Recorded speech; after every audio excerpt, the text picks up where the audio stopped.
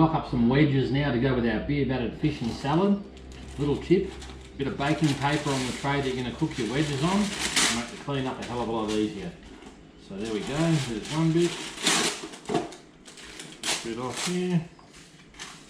And everything for good measure under there. There we go. The baking paper on the tray. Stop the sticking. Make the clean up a lot easier. Alrighty, so I'm going to grab a bowl. Mix our wedges in with the oil. So we're going to do some potatoes. So each potato I do into 6 wedges. Cut them in half like that lengthways into the bowl. Here we have our nice even wedges. Doesn't really matter what sort of potato you get. I get whatever ones are on special at the supermarket. Come back here. I grow a lot of stuff in my garden, but I don't grow things that I can buy for $2 a kilo like potatoes. I don't grow carrots. I save my garden for the more expensive herbs and vegetables, unless there's a real taste premium, and then of course I'll get into that. Alright, so here we have all our potatoes done. Now sweet potato, a little trick with sweet potato.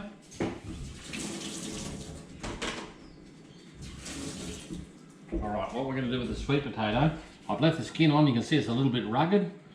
It's had the ends cut off it. So what I do, I just get the scourer, I rub the scourer over the outside of it.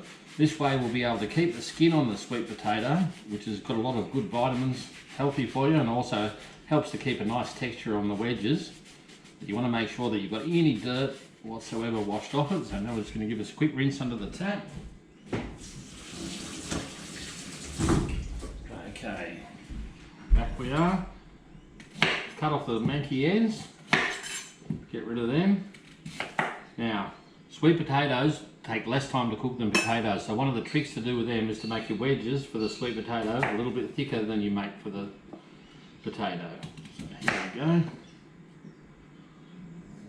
And I think I'll get 3 out of that section because it's a bit thicker. Over this one. And finally, do some different shapes. It doesn't really matter. Sweet potato is pretty forgiving. We have all different kinds of shapes. So there we go. We've got our bowl of wedges. The rest of that goes in the compost bin. Turn it into more veggies. Okay. So this one I'm going to do a very simple mix. Just a bit of Australian extra virgin olive oil. Good brand like that. And salt. Don't have to put too much oil on. Only want a little bit to help it crispy up on the outside. Good bit of salt. Just mix that all around with your hands. Make sure everything's got a little bit of a coating on it. Probably could have used a bigger bowl, but anyway, it'll do the trick. This one will go in the dishwasher, so it's my kind of bowl. Alrighty, let's start putting our wedges out. So, this out of the way so you can see what's going on. All you need to do is to put the skinniest side that you can get to sit upright, like the potato skins, down and have the most surface area exposed to the heat. That's the secret of getting a nice crispy wedge. You can put some other flavourings on if you like. This one's a little bit thicker. Take that down a little notch. You can put some other flavours on if you like. This smoked paprika is very good on wedges. Cumin, coriander seed powder. We'll have a nice thick one. We'll see how that one comes out. You'll see a little bit of difference in the texture. Some people like things extra crispy. Some people like things a little bit more veggie like. Alrighty. Don't overcrowd your tray, but this should be just about right. You don't want anything really touching if you can help it. Okay. So there we go. Now we're just going to whack a little bit of salt. A little bit more salt over the top of these. The salt will help draw a bit of moisture out. Of course, salt adds to the flavour a bit as well. Good iodised salt. There we have it. Tray of wedges, ready to go in the oven. I won't tilt it up too much or they'll all fall over. Now bake these in a really hot oven. about 220, 230 degrees. They'll take about half an hour to cook, and we'll try and time that so that these come out ready when our fish is ready. These are a little bit forgiving. Once they're cooked, as long as you turn the heat down, you can leave them in for a little bit longer, but obviously not too long, so that'll give us a little window. Right, we've got our wedges ready to go on. The oven's preset to 220. Let it heat right up. In they go. 5:30, just after. They'll be ready in about half an hour. Alright, today I'm going to do a super simple salad to go with a beer battered fish and our wedges. So to start off, cut one little red onion.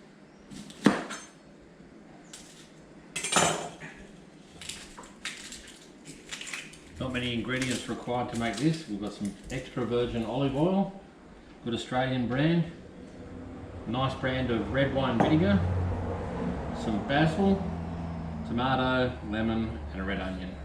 That's really all that we need for this. So we'll just dice your onion nice and small.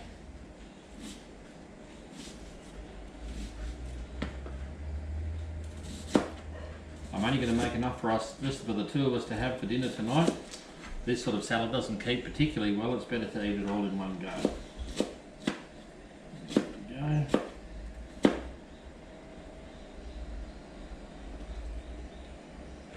So it can go in the compost.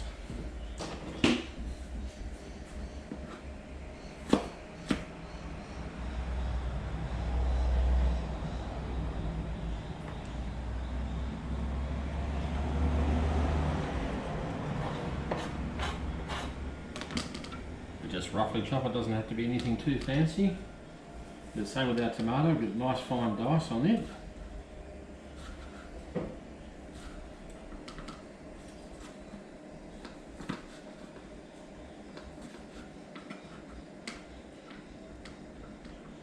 Nice sharp knife for doing this is best. Nicer if you've got your own little tomatoes out of the garden, but just a little bit early in the season for mine. So we've got to make do with the supermarket one. In goes your tomato. Rough chop this beautiful basil out of the garden. And all we've got to do after that is just make the dressing. Which is quite simple. It's literally just lemon juice, red wine vinegar and olive oil.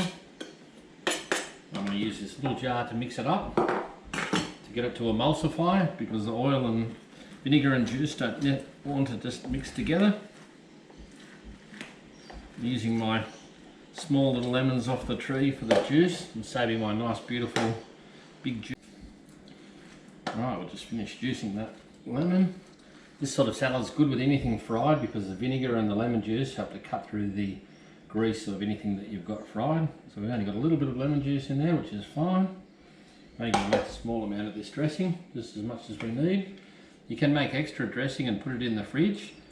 Just be aware that the olive oil will it'll all separate out, so you'll need to bring it back to room temperature to get it to mix together. Just a little bit of each. We don't make a huge. Here we have, it's not a huge amount of dressing. Into the jar, whooshka, whooshka, whooshka. Shake it all up together over our salad. We'll just give it a little spoon together.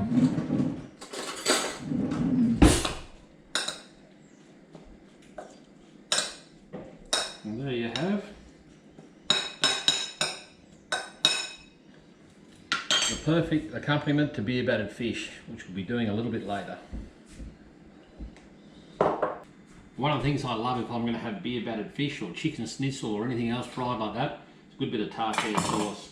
So very simple the way I make it. I don't like commercially made tartare sauces because for me they tend to be a bit too sweet. So by making your own, I use a nice European style pickled cucumber, a nice acidity. I like to use a good quality brand of mayonnaise. This one, I won't try to pronounce the name, but this is my favourite brand as it's not too sweet. Alrighty, and then of course we've got a lemon out of the garden, and that's it, the 3 ingredients, that's all you need. So we'll just cut our lemon in half, get ready to juice that. We'll get some pickled cucumbers, I'm going to dice them finely. Just make up the amount you need. This keeps extremely well. If you want to, you can even make it up in a, if you've got a third of a jar or a quarter of a jar of mayonnaise, you can just make it straight up in the jar, whack this back in the fridge, and it'll keep for at least a couple of months, if not longer, in the fridge. We can try 4, we'll have a look and see how we go with that. So just cut the gherkins lengthways. Really don't have to be too precious about this, we're just trying to get it reasonably fine, fairly rough sort of chop. It's not going to change the taste unless you've got giant pieces of pickled cucumber in it. You can substitute these with gherkins. If you like a sweeter sort of sauce, you could make it with one of the varieties of sweet gherkins. This is just my personal preference. I like the acidity. Again, the same as what we did with the salad. I'm looking for the acidity to cut the richness of anything that's been battered, or crumbed for that matter. Anything fried, I reckon that something acidic goes much better with something that's been fried. Alright, so we'll give our cucumbers a pretty good rough old chop. We're not trying to get absolutely tiny pieces, we're not trying to get too many big chunks either. It's getting pretty close there. Just give you a look. That's roughly what we're looking at. Into our little bowl. Try to get most of it in the bowl. Alrighty. Now a bit of lemon juice also helps to add that acidity and freshness. I love the lemon flavour. Lemon and fish are just made for each other, as is, in my opinion, lemon and fried chicken.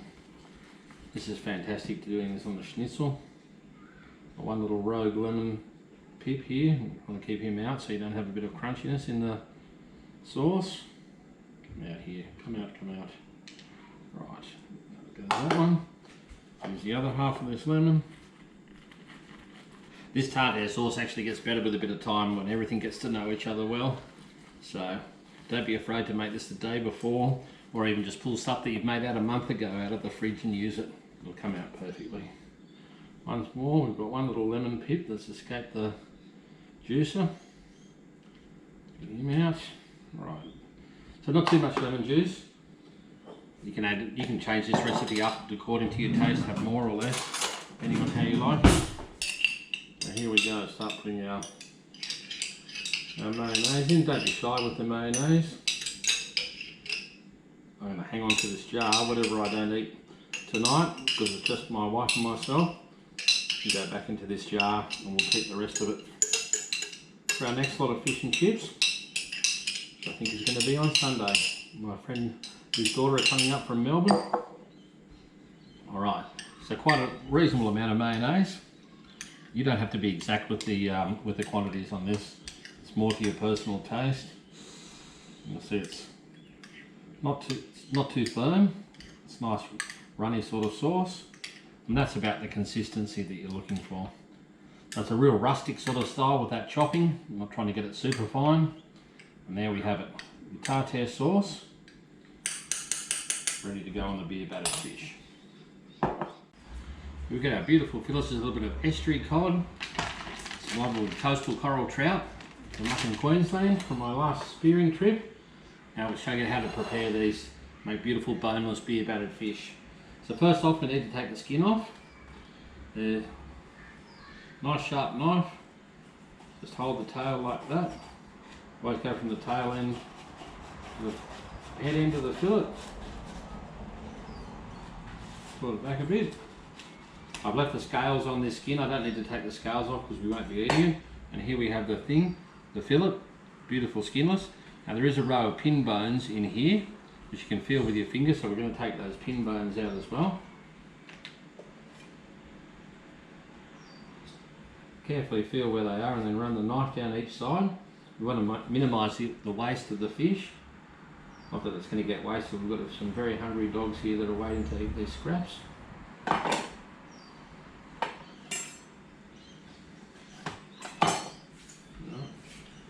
So, up. Come on. There we go. Right, so what we'll do to make them nice size for cooking, we'll cut the fillets into a little bit better pieces. Now a big thick piece like that and a thin bit like that are not going to cook evenly.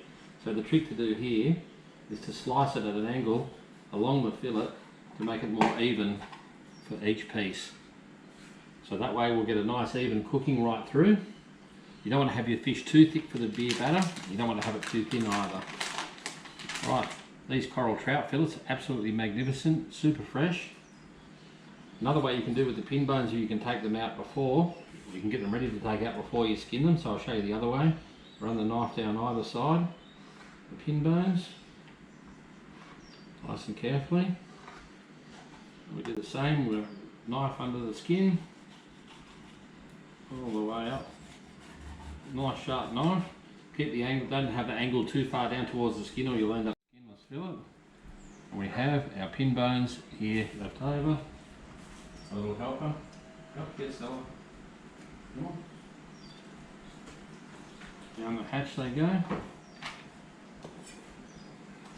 No seafood gets wasted with my faithful little dog here. She just absolutely loves it. Cut those fillets again at an angle. Now we've got beautiful little pieces of fish for our beer batter. And one more to go. We won't be wasting the skin. This will go in the compost. Help to grow some more veggies in the garden. Alrighty. Feel those pin bones again.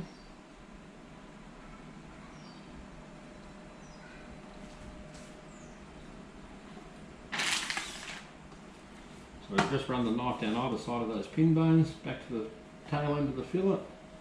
Start off gently, don't cut through the skin.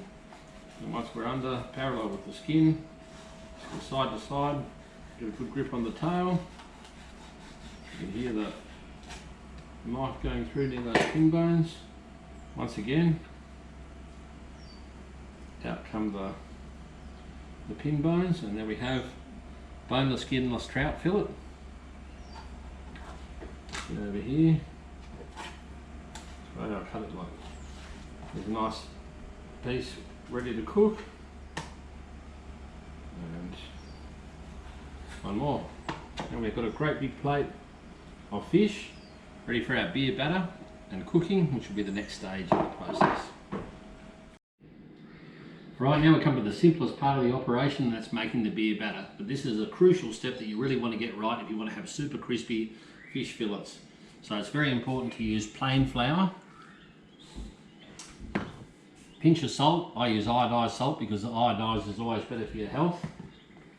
And then you want a nice beer like this is a Sol, Corona. Anything that's not too heavy is fine. It can be light beer.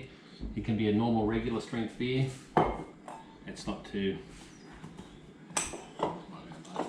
doesn't make too much difference. So, depending on how much fish you want, I just make this always by the texture. So we just sprinkle a bit of flour in here. I'm only doing enough fish for the two of us, so we don't need to make a massive amount up. And the more I make, the less beer I get to drink. So this is roughly about how much? Probably half a cup of flour, something like that in here. And now we'll get our beer. Just pour it in and start it off. Pinch of salt. Not too much salt, because we'll put a bit more salt on the fish once we've... So just work this around. I just tend to do this by eye, thinking I know how much batter I need for how much fish I've got. So I don't want to make any extra because you can't keep this batter. You've got to use everything that you make, or you've got to get rid of the rest of it. And it's not really something too good to go in the compost because it sets like concrete in the compost bin. Although everything that's once been alive can be composted, so this can be composted. Alright, at the moment, you'll see this texture is quite thick and gluggy. So this is way too thick for beer batter. I'm looking at the volume of batter that I've made. I'm probably going to need just a little bit more flour to make a little bit more total quantity, so I'll whack a bit more in.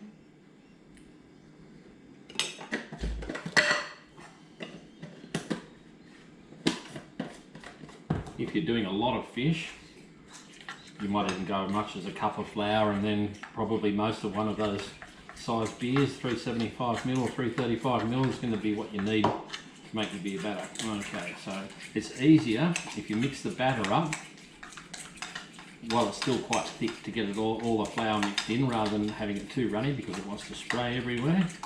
So once we've got this is way too thick. Some people, you see, they try to use batter that's this thick. you get a very gluggy fish, you won't get that nice crispiness. So now we're going to put a bit more beer in, bring up the consistency of the batter that we want. Another thing to remember is I'm going to make this batter probably about half an hour to an hour before I cook my fish. You can make it anything up to a couple of hours before you cook the fish. I wouldn't really do it for longer than that. But if you leave it to sit for a while before you use it, the batter will actually thicken up again. So you'll need to put a little bit more beer. So always, just before you're going to cook, check the consistency of your batter and make sure that it's runny enough. All right, now we're getting closer now, and you see this batter. It's like runny cream, and that is pretty much the consistency that you want. And because I'm going to leave this batter, I'm going to put just a tiny bit of extra beer in. So it's going to be a little bit runnier than I would normally use, but in half an hour's time, it'll be the perfect consistency. And before you use it again, you want to give it a good stir. So once again, you see it's running off the fork like this. This is good. If you're going to err on any side of having your batter, have your batter a little bit too thin rather than a little bit too thick. But anyway, think about running cream. That's the consistency that you're after. And that's it, the simplest beer batter in the world. All we've got to do before we cook that is flour our fish, dip it in the batter, whack it in the hot oil, wait till it's brown, and that's Bob's your uncle, you're ready to go. Alrighty, we're just about ready to start cooking our beer battered fish. I like to use a nice Aussie canola oil. Give that a plug into the wok. I use an electric wok when I'm doing my beer battered fish because it uses less oil than a deep fryer. You can use a normal deep fryer with a basket. Heat your oil to 180 degrees if you're using one of them. With the wok, I just set it on high and keep an eye on it. If it starts to get too hot, I'll just back it off a little bit. The amount of oil that we've got in the wok, we'll just turn that on to full. So there you go, you can see we've got that on full, and that'll take about 4 or 5 minutes to warm up. And we'll do that little batter test, do a little drip of batter in there to make sure that's ready to cook. But anyway, in the meantime, we're going to flour our fish and get that ready for the battering. Okay, so our oil's been heating up for about 3 or 4 minutes now, and we're just going to test it with a little drip of batter and see if it's ready. So when it pops back up to the surface like that and starts bubbling, you know you're ready to cook. Okay, so we've checked the oil's hot enough with our little batter test. So we get our little pieces of fish. Try to get your thickest pieces of fish first.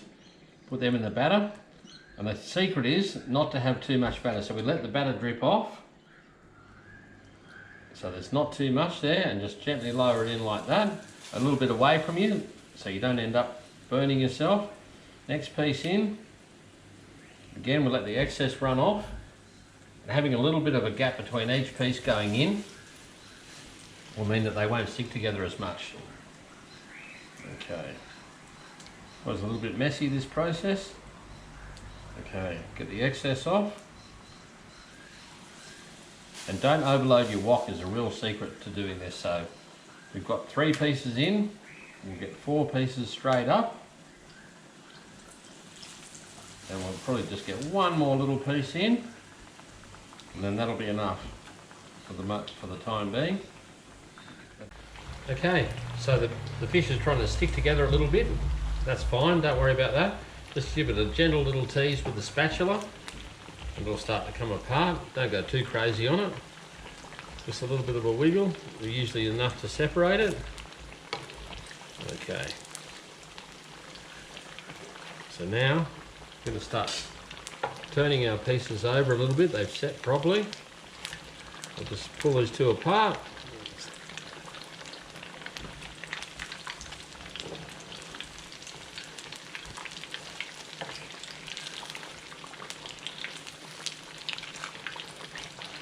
And get it to cooperate. Okay. There we go. This one's bent around a little bit, don't worry about that too much. We'll get him in the middle of the wok and I'll have enough depth of oil for him to cook through like that. Okay. So now all your pieces are turned over. You can see they're starting to change colour. Put my paper towel so we don't get oil everywhere.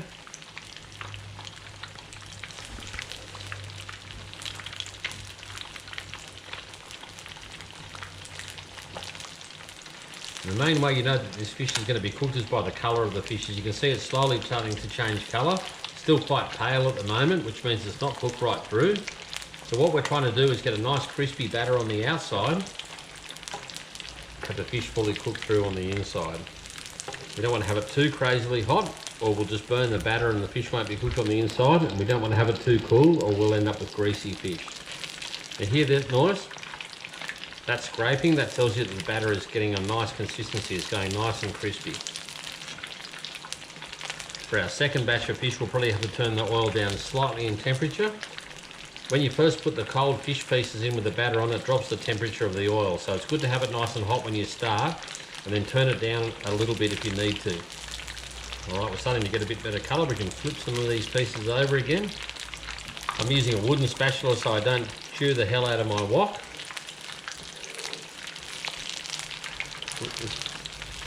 This recalcitrant piece that's bent, making it a lot harder to cook. Get the old Teflon fingers in there. Flip these pieces over. And there you go. We're starting to get the colour that we want to see. This nice golden colour, that's what we're after with our fish. Now, because I've cut these pieces to a nice, reasonably thin size, they don't take too much to cook right through, and even after you take them out of the oil, the fish will still keep cooking a little bit on the inside. And we do want to cook right through, but we don't want a crazy colour. Now, this is the best indication. As you see that colour starting to go that golden brown, that's when you know that your fish is going to be cooked right through. So here we go, we can start taking our first pieces of fish off. Got the oil drained back into the wok, onto our absorbent paper.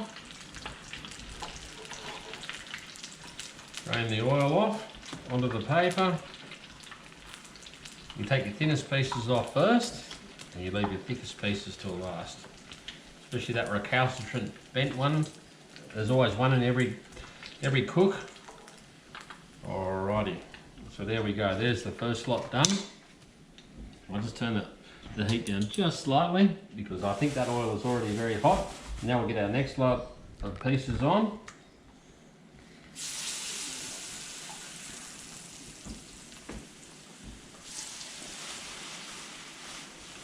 We're getting there, we're nearly got it all done now.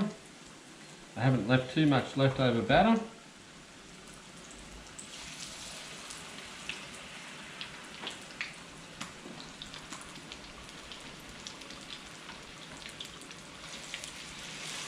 And there we go, that's all our pieces of fish are on now.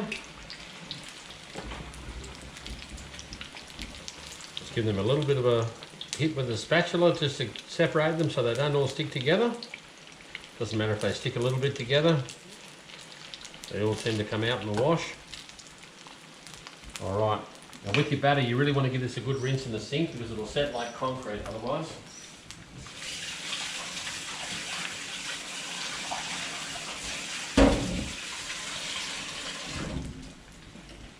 Make sure you don't have any water on your hands. Don't wipe it on your pants in front of your wife, she'll get upset. Alright. Put these pieces over. Now the oil is just starting to slow down a little bit. I probably turned it down maybe a fraction too much, so what we'll do, we'll beef this back up. So we'll put some more heat back into it because we don't want it to go off the bubble. Got my greedy little female dog in behind me that wants a piece of fish. Keep her away from the hot oil. Keep your kids away from the hot oil. Very dangerous. Okay, well there's the second batch, just about ready. As you can see, it's turning a beautiful golden colour. That's what we're really looking for to tell that it's done. Once it's reached that golden colour, provided you've cut the fish to the right size, it's going to be done. So this one we can take out.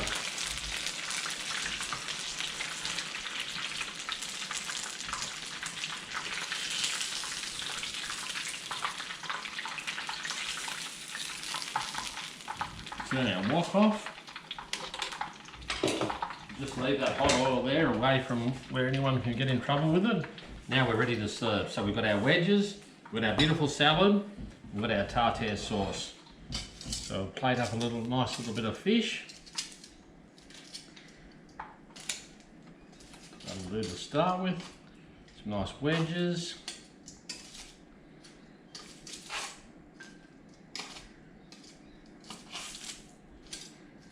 Nice little mix of that. A little bit of salad. And there you have beautiful beer battered fish. Just grab a little bit of lemon.